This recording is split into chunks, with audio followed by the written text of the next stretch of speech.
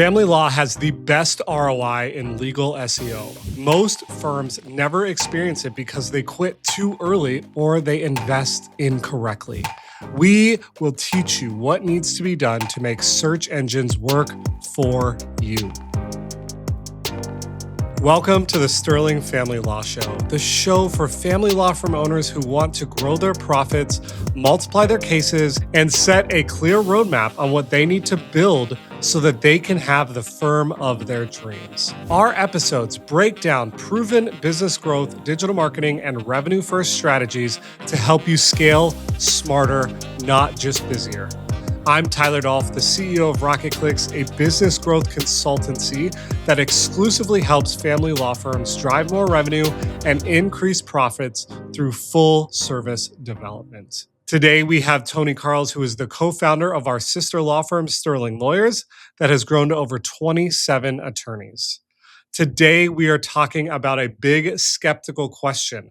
You know, the world around us is shifting and changing below and beneath our feet. Is SEO even worth it for family law firms in 2026?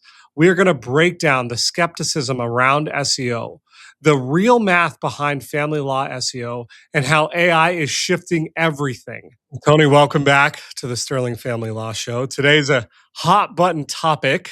We're going to talk about the emergence of AI, and is SEO even relevant this year for family law firms? Obviously, we think the answer is yes, but we're here to spell out 5 truths about SEO for family law this year in 2026. And the first one is legitimate, right? The skepticism is real and justified. I mean, just this week, we've seen huge updates from all of the big AI companies, and it is disrupting this space in a big way. But talk to us about some of this skepticism and what law firm owners can do.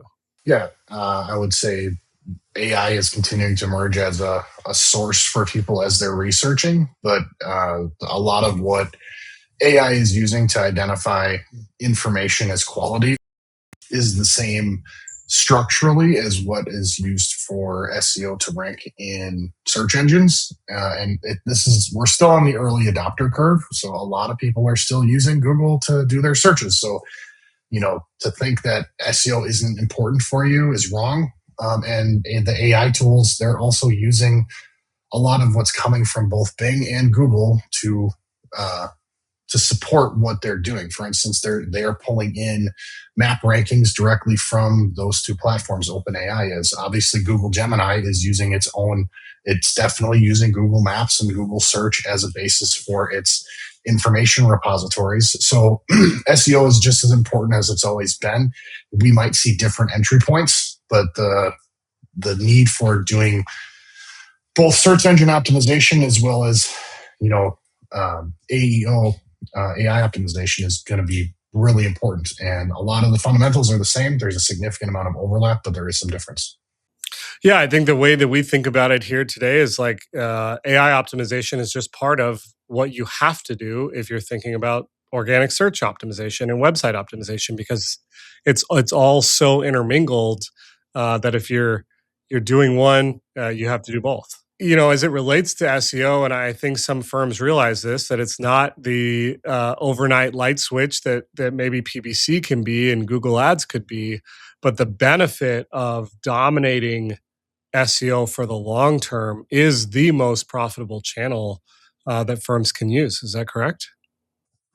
Yeah, correct. And it's just investment over time. Every day you should be doing something to improve your overall website's footprint. And that's going to definitely impact your ability to be visible in the AI LLMs. So whether that's OpenAI or Gemini or Claude, they're all leveraging the same repositories of information that are online, and doing it right from an SEO perspective is going to give you an advantage on the AI front. So there's a lot of overlap. It's really important. It's a long-term game. The more you invest there, the more likely you are to have wins over the long term versus, just quick wins, spits in the bucket that can be fleeting and ever changing on the paid media front. I think we're We're fortunate and blessed enough to work with a lot of family law firms across the country. And the data that we consistently see is that over 40% of all family law leads come from the maps, right? They come from those near me searches or the divorce attorney plus town name. And so if you're not optimizing for that eventuality, you're leaving so many leads on the table. All right. Number 2 is family law SEO has the best ROI ratio in legal, which I think we've talked through a little bit. Yeah, I would say especially if you're looking at the investment today compared to what it'll be over time. So I know like at Sterling, some of the pages we built 6-7 years ago are still good lead generation entry points for our users today. So like I said, this is a long-term play. If you're going to be you kind of investing in it, you're not going to see a ton of that return up front here this year, but over time, you're going to see massive amounts of it. Typically you're going to see, depending on the type of keyword and what type of cases you're going to try to drive, there's usually about a 12 to 16 month ROI period, but then you're going to see that return come back. But you're going to see that return come back for years and years and years. It's like an annuity. Once you have it built and you continue to maintain it, which the maintenance of it is not expensive. It's the upfront investment of like, all right, I got to understand what this user is trying to infer by their search query, build an answer for them on a page that's user friendly. And then that's essentially an annuity that you've built. And now it's going to pay for itself over the next 3, 5, 7 years, assuming you continue to maintain your website, which I said that's not the expensive part. The expensive part is like you got to invest in it today, and it's going to pay you over time, and it's fairly significant. So like if you're really looking at what does it look like for a family law firm, most family cases are going to average between $7,000 and $10,000. So just for easy math, if you look at a $10,000 case, if you are SEOing your location page, you might have to spend $20,000 to $30,000 to get it to rank in your particular city. But then you're going to generate 3 or 4 cases from that every month after about month 6 to 7. So you're gonna see that ROI come back, and you're going to see significant gains from that, especially over the coming years. But you have to put the investment in up front. That's just what's required to play this game. And typically you get better quality traffic, better quality users, because these are all the people that are actually doing the research versus the users typically that you get through paid, especially when it's not optimized really well with really good offline conversion tracking. You're going to get more of the responsive people that I would, it's unfair of me to say this, but my belief is people that click on paid search ads, they are typically in an emotional state. They're not thinking as much. They're not researching as much. They're typically worse buyers that have less disposable income because they're more knee jerk. And that's kind of how they live their whole life. So they typically don't have a lot of assets in reserve. So that's why paid search typically doesn't work really well unless you've integrated really good offline conversion tracking to target those different user metrics. But with SEO, you're getting more of the slow and steady. I'm going to research, I'm going to read, I'm going to plan, I'm going to find all the information I need to find ahead of time. That's a different type of user and buyer in the funnel than it is for a paid search person. So they're 2 very different users typically. And you're going to get typically higher case values, better overall conversations from your SEO generated leads than you are from your paid leads. I think the annuity analogy is the right way to think about this. Put the work in, get the optimization and the authority going, and then you're gonna benefit from that for a long time. What's really great now with AI and like the ability to leverage AI to continue to build out your website is you have what are called like subqueries of primary queries. And if you can like really start understanding and doing the research in what are the subqueries. So for instance, like when you're using AI, a lot of people are using it voice voice to text. Like they're literally talking into the chat bot, and they're describing their situation. I'm a 40-year-old man. I'm married for almost 10 years. I have 2 children. I own a business. I have a 401k. I have a life insurance policy. I have all of this stuff going on. My wife doesn't work. We homeschool our kids, blah, blah, blah. Like I'm literally telling you exactly my scenario right now. So all of those different things have different subquery intentions that you can then attach to your divorce, underneath your divorce lawyer page for your location. You can build tons of supporting content all around all of these sub niche topics. And then when I talk into the chat GPT to start doing research for what should I do, what type of attorney should I look for, what are the things that I should be preparing myself for, at the very end of all of that research and querying, with whether I'm using Grok or OpenAI, it's going to say, okay, based on your scenario, here are the 3 or 4 people in your area that would be good to work with. And it's going to use all of that context. So if on your site, you're not talking about any of that context, you're not going to show up for that query. So you might show up for the base query, but you might be overly too generic. And that's where everything's going, from both an SEO perspective as well as from an AI perspective. It's really understanding the subqueries. So what we're seeing is people that really dominate primary queries, they're actually struggling on some of these longer tail ones because they're not represented there, and there's no content to support their efficacy in that space. So they need to continue to build out supporting content for that, which is just normal SEO work, but now it's a lot easier because we can identify the subqueries real fast with AI. Hey, family law firm leaders, my partner, Tony Carls, just released his book where he lays bare our precise blueprint for growing sterling lawyers from 0 to 17 million. This is the blueprint that we still use daily. And Tony explains it in very simple terms. The truth is, this is not simple to do. Success requires and demands hard work, but if you have the patience and the work ethic to do it, your family law firm will succeed. Yeah, I don't want to have our audience think that we're just pro SEO and not acknowledge that the landscape is and has fundamentally changed, which is our third point. And the facts are there, right? Like AI overview triggers almost 80% of legal queries. Organic click-through rate has dropped. Zero-click searches are going up. But the AIs are getting smarter. I remember when ChatGPT first came out, you and I were having a conversation about, oh my gosh, we're going to be able to produce so much content and do it at scale. And what we didn't realize is that the content wasn't there yet. The AI engines weren't there. They weren't producing great content. And so sites we saw got hit because it was just spammy AI content. And so how are you thinking about this landscape change, given the factors that we know today and the realization that AI is only going to get smarter? The approach of just spin up spammy content doesn't work because it's hard to organize spammy content. It doesn't have an intention. It doesn't have a point. So what you really need to understand are kind of the clusters of content and how those subquery of intentions kind of break down from a topical cluster perspective.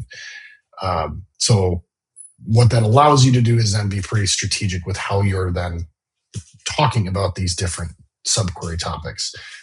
So like what I mentioned is a whole bunch of different situational contexts.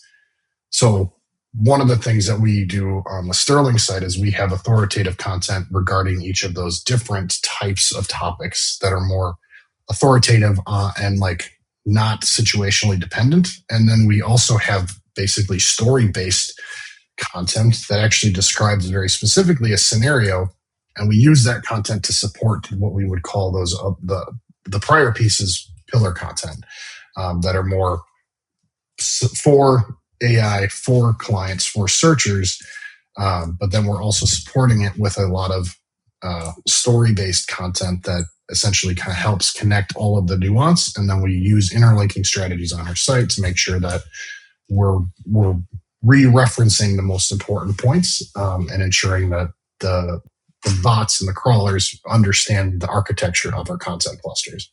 It's going to continue to evolve. And I think being on the edge and understanding that this is a moving target is why you need an expert in the room to help navigate these changes. Moving right along to number 4, and this is something we talk about so much, is that family law clients search for a long time. A spouse doesn't wake up one morning and just decide, all right, we should get a divorce. It is happening over months and sometimes years. And so talk to us about the 5-stage journey that you've seen happen at Sterling as well as so many of our other clients.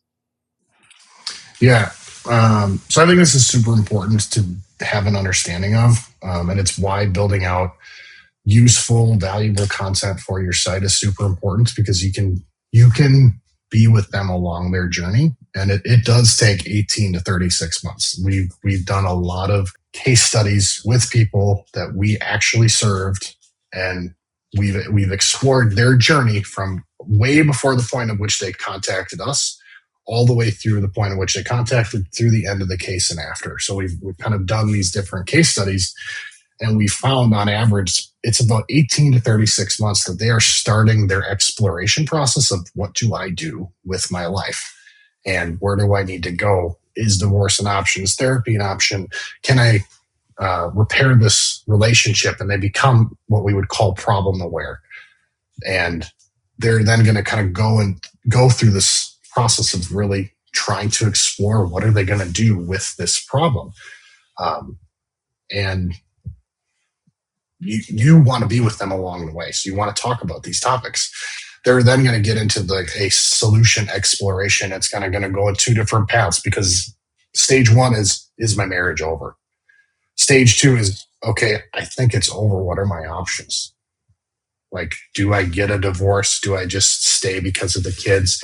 Like, they're going to explore a whole bunch of potential solutions that is going to then lead them to the next step, which is looking for who can potentially help me. This could be a therapist that then goes back into that I explored that independently by myself. I'm not being respected. Now I got to process that. Now I'm going to go back into this. Okay, well, can we do mediation? Do I need a lawyer? Can I do this myself? They're going to go through all of these different permutations of, like, who's the right provider for me, right type of provider for me. That's where you're going to get, different types of queries. You're then going to kind of get in the decision phase. And this is kind of when it's going to speed up. So basically those first 3 stages, that's really like 36 months ago till about within the 60-day period before they're actually going to pick up the phone for the first time and call you, the law firm. So they've been in market for a long time. They know who you are. They've read your reviews. They've talked to people in the marketplace that know who you are and have an opinion about you. That's why reviews are so important, because you can easily get off their list, even if you have good content, but you have crappy service. Because they're going to get into this decision phase. And this decision phase is basically 30 to 60 days prior to actually contacting you. And that's where they're going to a lot of this is then they're kind of moving down the path. So they're going to start really doing validating their perspectives on here's my final short list, is what we call it, the top 3 firms that I'm going to potentially interview. And this point is really important, because what these people don't want to do is, after doing all of that research and all of this emotion, it's kind of like building and ramping to kind of the top of a roller coaster. They don't want to do the downslope a whole bunch of times where they're telling people their journey multiple times. So when they're in the decision process, this is where they're going to figure out who's their shortlist, and they're going to start calling. If your intake team can meet them where they're at, validate their emotions, and talk to them about solution moving forward, and have a good, meaningful conversation where they feel heard, not just feel like, oh yeah, we can help you, and then schedule a conversation and it's a 4-minute phone call. That's not what I'm talking about. Our average consultation scheduling calls are about 15 minutes, if 15 minutes. So some of them are a lot longer. Most of them are at least 7 minutes. Some of them are as long as 30. The whole point that we tell our intake team is, the longer you can talk with them and validate their emotions, the more likely they're not going to have another conversation with another law firm, because they feel heard from you. It's going to increase your closing rates. It's going to increase your show-up rates. It's going to have a really good impact on that. So you want your intake team to pick up the phone, make sure you're answering the phone, make sure you're responding really quickly to web leads, and then You need to be on the phone with them for a while. They need to hear that they're validated. They need to feel heard.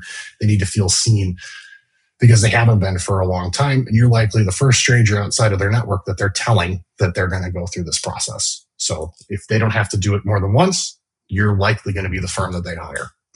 And then they make their decision to hire.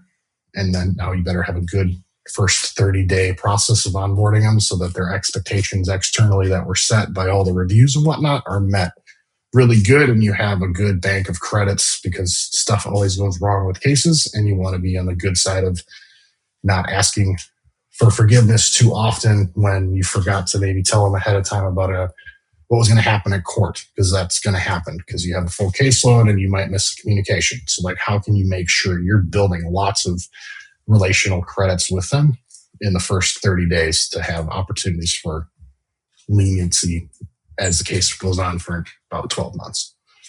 I mean, and all this, as it's applied back to SEO and website optimization, is that you have to be with them during this journey and understand that they may be in the research phase for a long time, and you need pages on your website to help address those needs without saying, call today, schedule your appointment today. Like, they're not ready for that. They just want to know, what the hell am I going to do with my life? Yeah, what might alimony look like? What are different child placement arrangements? What does child custody even mean? Because does that just mean time with my kid, or does it mean something else? There's a whole bunch of questions. What happens with the house? Do they get my retirement? There's all of these questions they don't have answers to, and they're going to search for them. So like, if you don't have answers for them, somebody else is going to have answers for them on their site, and they're going to be the ones that are getting these brand credits to them, so that when they do pick up the phone and call, they've seen you 30 or 40 times prior to that.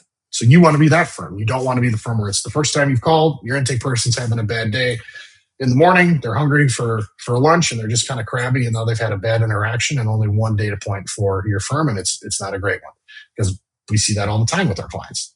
Thin websites, not a whole lot of content, and then they put all of their dollars into, like, we better have a good intake call, but then they don't answer the phone, and there's a whole host of potential issues as it pertains to sales, and we wonder why we can't grow our business and increase our retainers. It's because we're not really thinking about the sales process. I think, our final point is that this isn't just conjecture. This is what, you and the team have built from zero to over 18, 19 million in revenue. And I think the thing that I respect about you the most as it pertains to this topic is your ability to think through the scenarios in which the law firm team is going to encounter, understanding that this is a long process and that we need to build calculators and pages. And, sometimes that's hard for our clients to understand that, like, wait, I'm going to build a page that isn't going to create a case. It's like, yeah, because you got to add value to your audience and become that authority in this space. Mm-hmm. Yeah, 100%. Because the more value you can give them up front, the easier it is for them to say yes when you start asking them for a bunch of money. And like, that's what we want to do. So how can we increase the closing rates? Because lawyers' times are super valuable. So if we're wasting time in the consultation room, not closing deals, or we're wasting our intake team's time because they're maybe not that great at the sales process and building value on that phone call, like we can set this all up differently so that they've experienced a bunch of value ahead of time and they feel really good about you and your brand. So do you have useful content? Do you have, in terms of calculators and different content on your website, are you creating videos that are walking through different topics, not necessarily giving legal advice, but talking about what potentially happens in some of these scenarios, getting your face out there so people can start experiencing you. You feel like a celebrity to them. Like, all of these things actually work. So it's important to think about their psychology in the sales process, because that's actually what makes this thing hum. Love it. Well, if you're listening to this and you enjoyed this conversation, we are going to spend the next 4 episodes diving deeper into this playbook. The world is changing very fast around us. And so we're hoping to add as much value as we can, what to do in your first 90 days, how to measure real ROI, how to adapt to this kind of zero-click landscape that's coming on board, and how to scale your firm leveraging AI. So follow along so you don't miss a step. And if you're still skeptical, start with one of our previous episodes on why SEO is still worth investing in for family law firms. Tony, thanks so much for your time today.